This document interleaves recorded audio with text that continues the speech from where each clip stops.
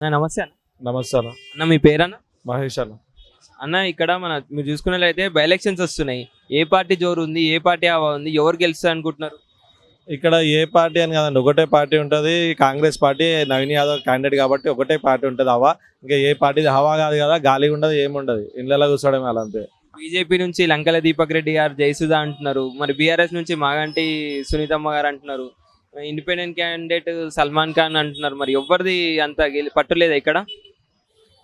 ఇప్పుడు బీఆర్ఎస్ నుంచి మాగంటి గోపినాథ్ గారు కదా, కేటీఆర్ హరీష్ రావు వచ్చిన, బీజేపీ నుంచి లంకా దీపక్ రెడ్డి గారు, కిషన్ రెడ్డి వచ్చిన, మోడీని వచ్చి నించున్న, ఇక్కడ కాంగ్రెస్ నుంచి నవీన్ యాదవ్ గారికి మాత్రమే నెగ్గి గెలుస్తారు.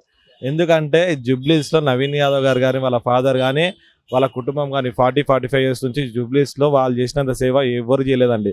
రోడ్లు కానీ, పట్టాలు కానీ గవర్నమెంట్ నుంచి వచ్చే గవర్నమెంట్ ప్లస్ సొంత డబ్బులతో పెళ్ళిళ్ళు కానీ, సావులు కానీ, ఆసుపత్రిలో ప్రాబ్లం ఉన్న వాళ్ళు ఎవరికైనా కానీ వాళ్ళు చేసినంత ఎవరు చేయలేరండి. వాళ్ళలోనే ఇప్పటిదాకా ఎవరు చేయలేరండి. ఇప్పుడు లేడీస్ ప్రెగ్నెంట్ ఉంటారండి, కొంతమంది వాళ్ళకి శ్రీమంతం చేసుకోవాలని ఉంటుంది, ఇంట్లో ఇబ్బందులు ఉంటాయి, చేయలేరు పుట్టింట్లో వాళ్ళు. అలాంటి లేడీస్కి కూడా సొంత అన్నలాగా, సొంత తమ్ముళ్ళలాగా 14 సంవత్సరాలు శ్రీమంతాలు చేస్తున్నానండి. వాళ్ళలోనే ఎవరు చేయలేరు.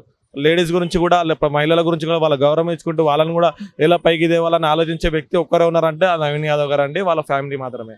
కాబట్టి నవీన్ యాదవ్ గారు పక్కా గెలుస్తారండి, ఆయన తప్ప ఇంకెవరికి వేయలేరు.